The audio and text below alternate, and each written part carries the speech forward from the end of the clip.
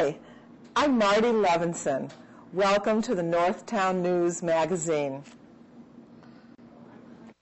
Come on, baby, don't you wanna go? Come on, baby, don't you wanna go?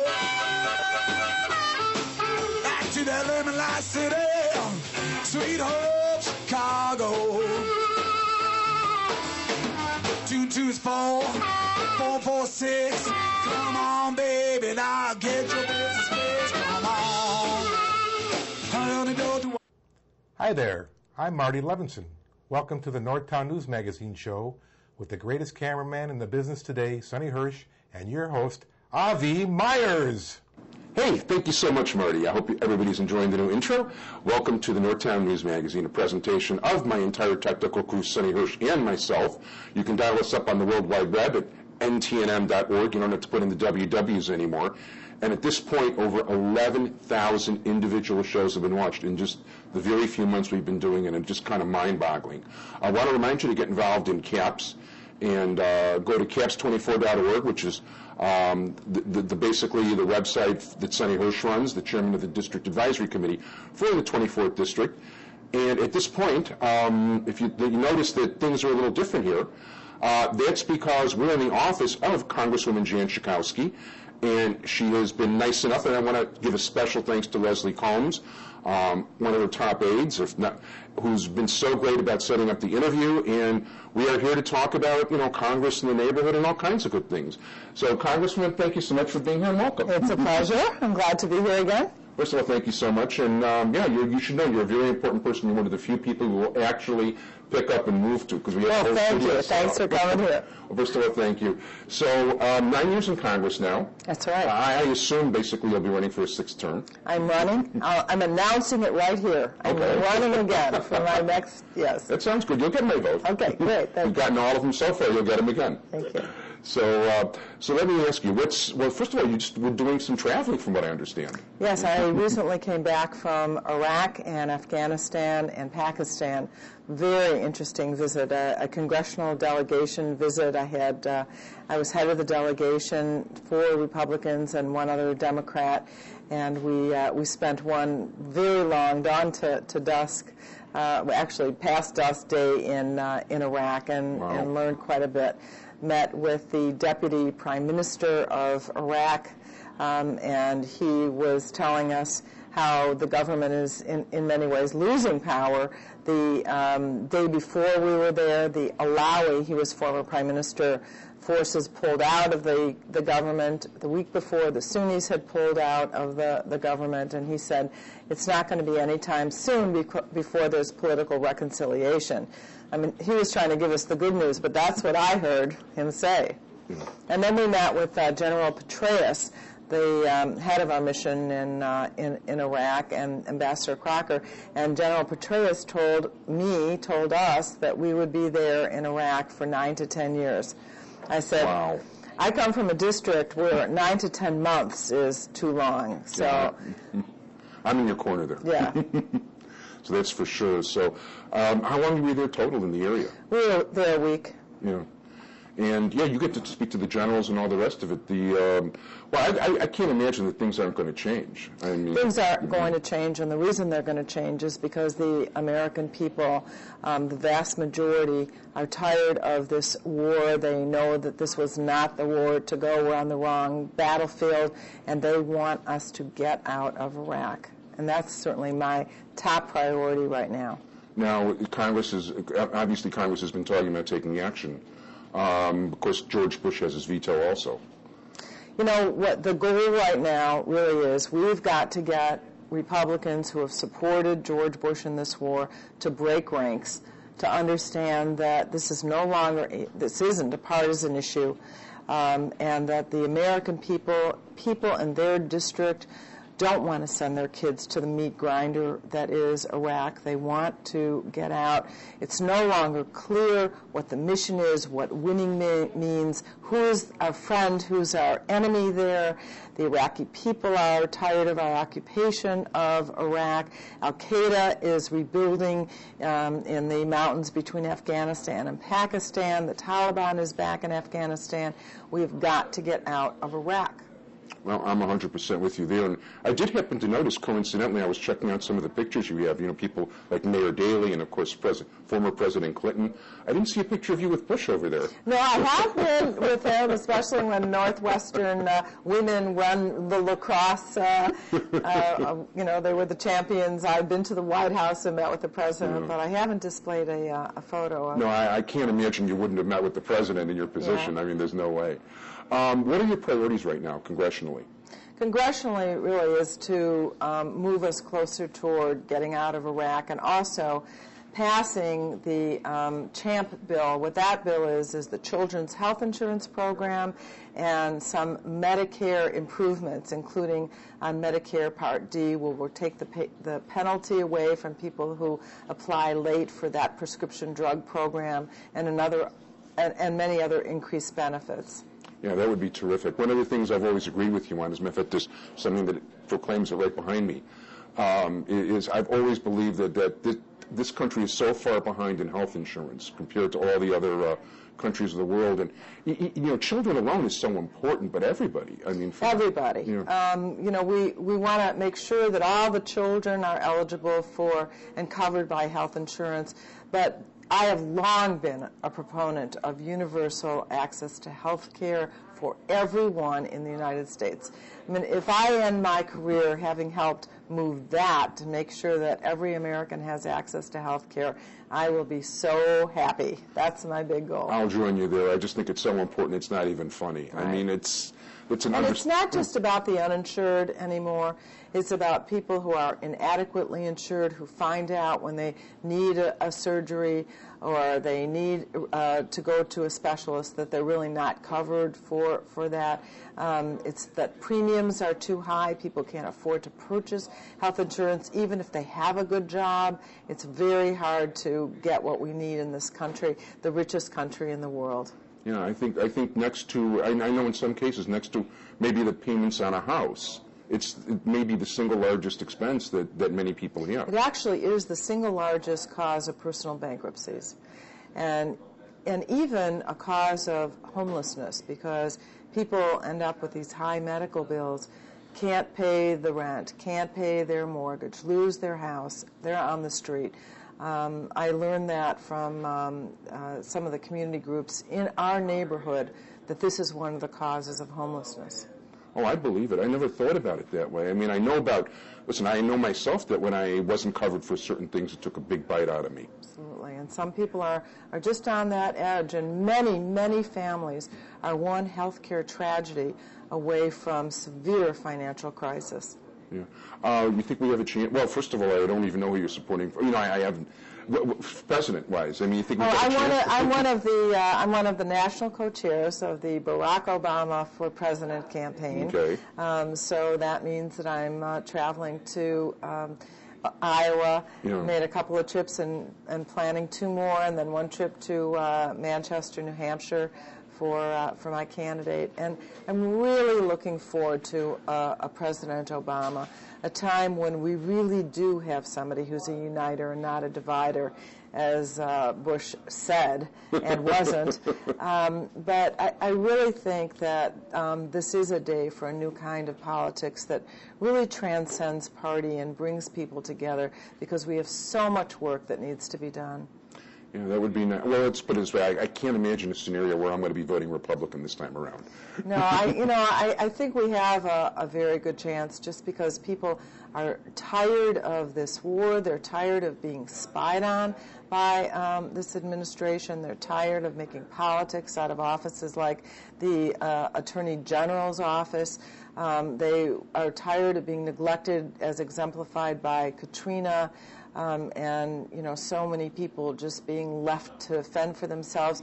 They want to be able to. They don't want government to run their lives by any means, but what they want is to be able to get a little bit of help on health care, on quality education, just make a better life for their family.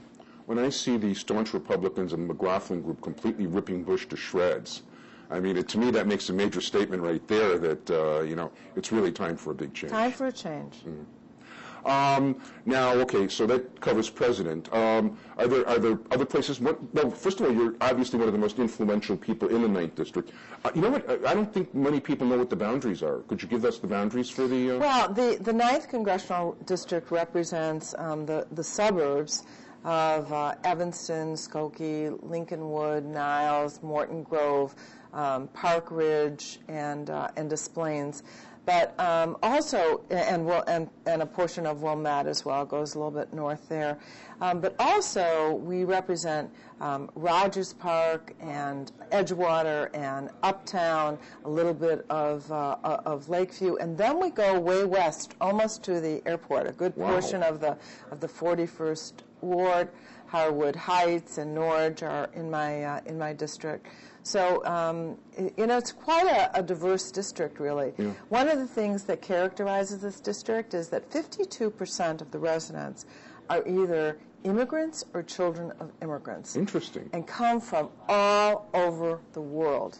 I mean, we are a welcoming place to people from South Asia and Southeast Asia and Africa and the Caribbean and all of Central and South America and Europe, Western and Eastern Europe. It's just amazing where people come from. 60 languages are spoken at some of our high schools.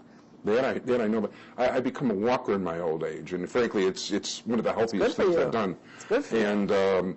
And when I walk down streets, I walked about 2.5 miles already today. And when I walk down streets and just see people, almost in any neighborhood, regardless of the block, anywhere around here, it's basically United Nations every single block. It is, and so we have, some people just in their districts have celebrations on the 4th of July, Memorial Day, but we celebrate India Independence Day or Pakistan Independence Day. That was just the Bangladesh parade, and the Sikhs have a parade, and it's just a beautiful thing. We have all kinds of cultural celebrations. It really is, and the fact that people live together in a fairly peaceful situation, too. And I think that's a really important thing about our community, that it really is an example to the world. And that's, by the way, one of the reasons that I really want to see more attention paid to Devon Avenue, which is an international marketplace, because it shows to the world that people, even from nations that sometimes have tensions, can live and work and eat and play together and be good neighbors to each other. I mean, I think that our community has an important message for the world about how people of different backgrounds can really be together. We are a peaceful community. We very much are, and I agree with you very much. And I forgot to mention Africa, I think. We have a lot of Africans as definitely. Well. We sure do. If we get the Olympics in 2016, I can't imagine that Devon Avenue wouldn't become an important part of things, because people from various countries will want to go visit the closest thing they can find to home, which often is on Devon Avenue. And that's why I think in some ways Devon Avenue is a diamond in the rough, that it ought to be acknowledged and treated like a real jewel and a destination point, and singled out as that kind of community. People do already come from all throughout the region to shop there, particularly South Asians, of course. Right. But I think that a lot more needs to be done to really highlight this wonderful community. I agree. That would be great. That gets me into one of the things that people don't realize. I mean, I hear about it sometimes without even thinking about it, but I know, for instance, like one of our frequent guests, Terry O'Brien, who's the president of the Walker Reclamation District.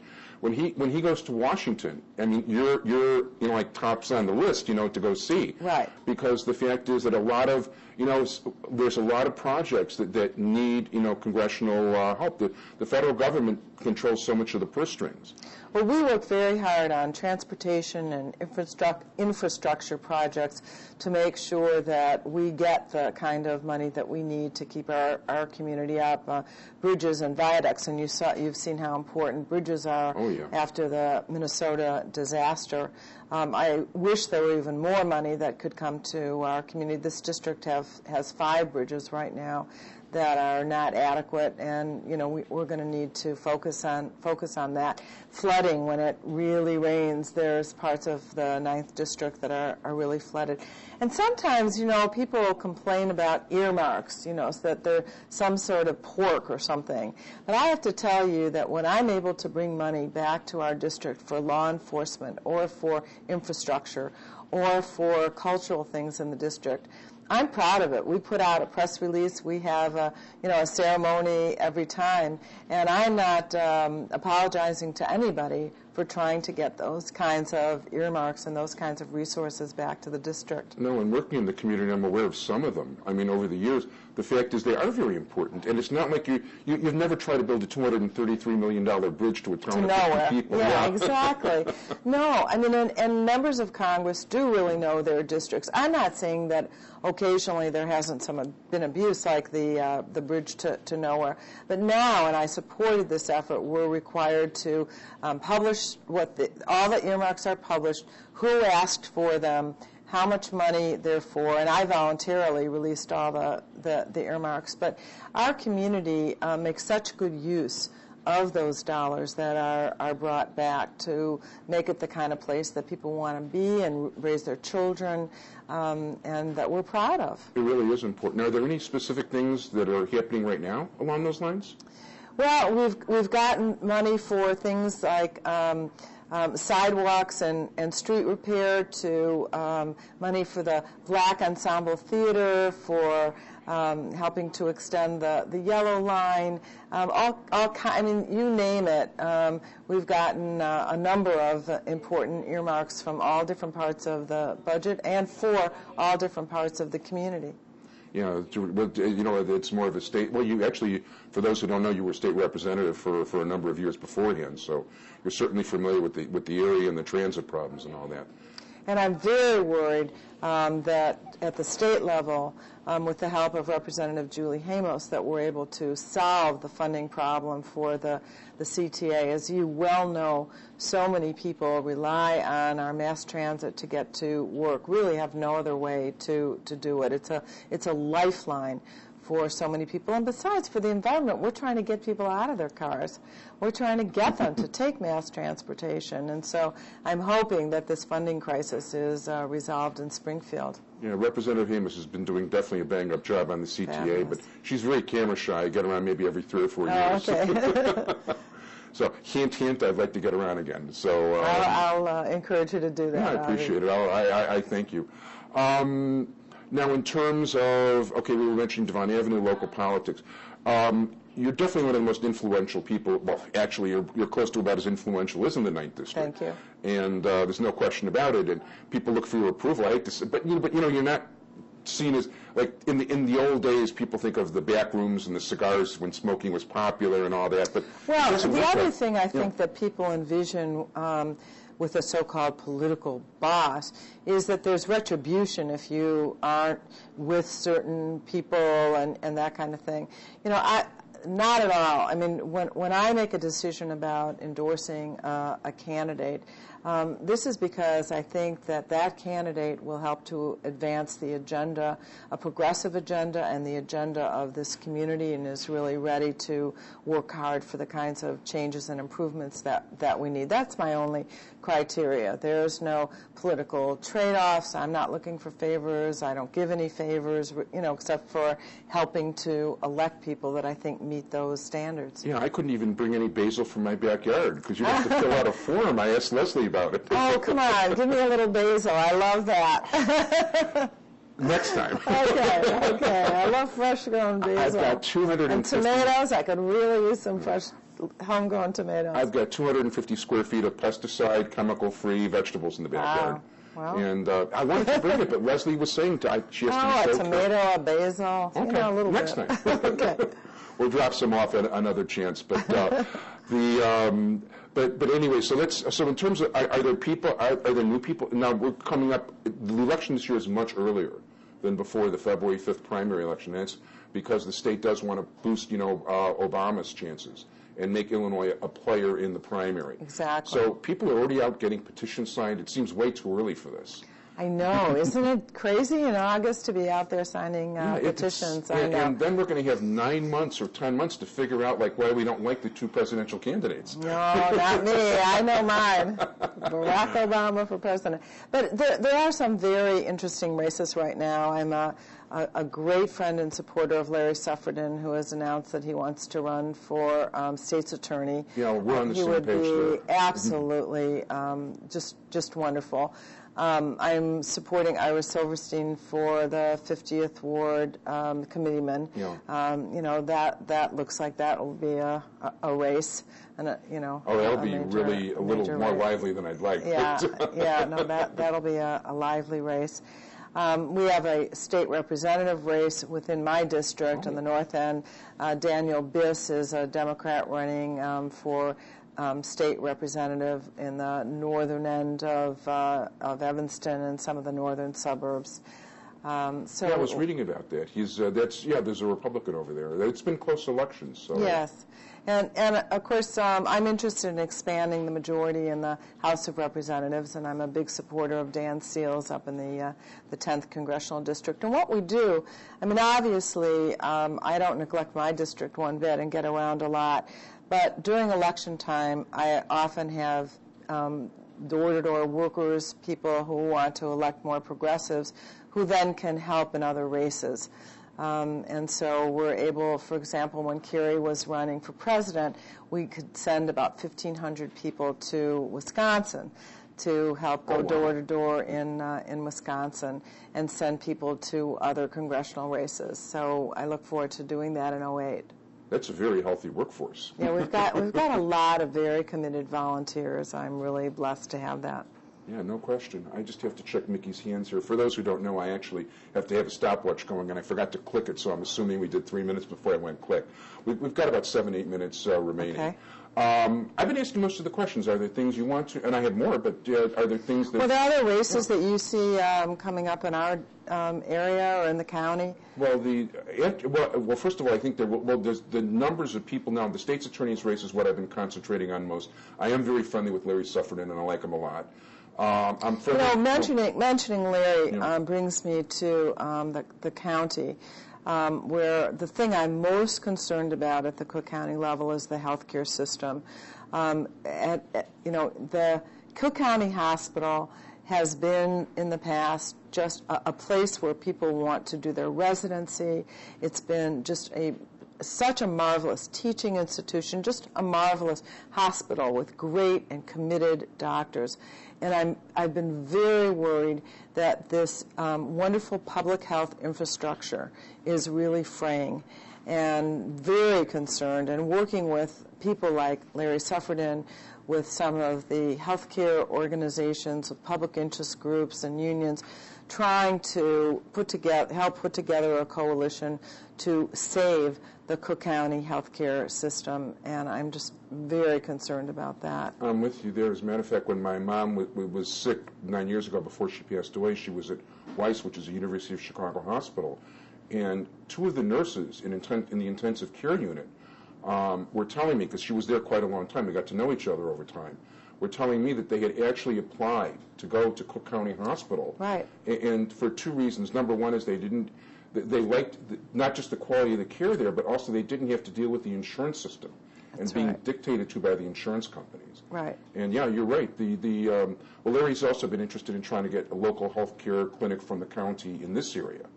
Well, it looks like they're now maybe from the Heartland healthcare system, a clinic that's just been funded, I believe, as of yesterday, to open on the north side. I don't have all the details yet, but I think we're going to get a new healthcare clinic. But, there are lots and lots of people. That's what I was saying before. I think some people characterize certain communities as being more in need than others. But our community is very much in need. A lot of it is immigrants, and I'm talking about hard-working immigrant families who need help, and also just regular middle and low-income families that are just having a hard time affording their health care. We need that kind of health care center in our community, and it looks like we may get a new one. That'd be great. Yeah, I'll get to the updates as we learn more. That'd be super. And by the way, I'm one of the 52%. My parents came from Lithuania.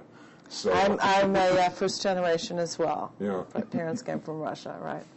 Okay, yeah, as a matter of fact, part of Lithuania, my grandfather was actually drafted into the Russian army from Lithuania in the middle of the night. Oh. The old draft in the days of the Tsar. So, right. In any event, the truth of the matter is, I really haven't concentrated that much on I'm just not. I should be more up for the next election already. I just have to get used to it. Well, it is so strange that, everybody's filing now, and we have lots of petitions out everywhere, but, and I don't know if, it seems like the dates getting pushed further and further back. Some states were talking even about maybe we have to have our caucus in December. It's just crazy. These campaigns are so long. Yeah, I'd actually like to see it move the other way, where you actually have the primary maybe in September and a very short season. The problem with a September party primary, is that very often primaries are contentious. People, they spend a lot of money on those primaries to win, and then it's such a short time until the November election that it's hard to regroup. And so it really advantages the candidate from whatever party doesn't have a primary election. And so, it's hard. So, an earlier primary. But this will be a very, very interesting electoral season, of course, since we have our own running for president. And, right. we'll... Yeah, when I find out more, I'm sure you're going to hear this stuff before I do, but I figure after Labor Day is when I'm going to find out who's running for what. Yeah, well, and, then when the petitions get filed, we'll really be off and running. But I think there is actually slating coming up right away, too, Yeah, I'm not used to that schedule. I know. Yeah. So it just seems way too early. I already did sign one petition, but anyway, I'll tell you off the air. Okay. In any event, let's talk also about, a little bit about Israel, because, that's one thing we've talked about, and, because I had a lot of people tell me, it's like, some of the religious community aren't that crazy about your liberal politics, and I've always made the point in Jewish Chicago, which I publish in my spare time, that you've always been terrific on that score. And in such a liberal district, to have a good friend of Israel is very important. Right, absolutely, and I think that it would be false to think that there's some sort of a division. The beautiful thing about, I would say, most of the Congress is that in a bipartisan way, there is the recognition of the importance of Israel, a democracy in the Middle East that we can absolutely count on, where we share values, where we help each other economically. There's absolutely, and the Jewish community itself can take pride in the fact that it has cultivated this bipartisan support. One of the things that we need to be concerned about is the role of Iran right now, helping both Hezbollah and Hamas, which is sort of funny because it's a Sunni organization, right. they're Sunnis. And what we really are working on is getting our European allies to be stronger than they have been on the sanctions, the economic sanctions against Iran. I personally think it would be a serious mistake for us to do any kind of military invasion or military action against Iran. I think that would actually strengthen Ahmadinejad, who right now has a lot of internal strife. There's a lot of people within Iran that don't like him, and a lot of people within Iran, actually, who admire the United States and the West very much. But I do think that the non-military, the tightening up on those sanctions and making and really getting our European allies, who haven't been that great on it, to help us would do a lot to isolate Iran and prevent them from expanding their sphere of influence. At this point, we're actually getting close. Mickey's hands are actually getting there. So first of all, I'd like to thank you very much, Congresswoman Jan Schakowsky. It's always a pleasure. First of all, thank you, and I really do appreciate it. I want to give a special thanks to Leslie Combs, my district director. She's great. If anybody, office is here for you. Come on in. If you have trouble getting through the red tape of the federal government, or you have a problem with government at all, this is kind of one-stop shopping. Come to our offices in you want to give on your Broadway. locations and 5533 North Broadway, 773-506-7100 is our phone number. We have offices in Evanston and Park Ridge as well. You can always call here, and we'll find someone who's going to say yes and help you. Okay. So do it. Okay, thank you very much, Congressman Schakowsky. Thanks to my entire technical crew, Sonny Hersh. And we'll see you next week. Bye-bye. Thank you.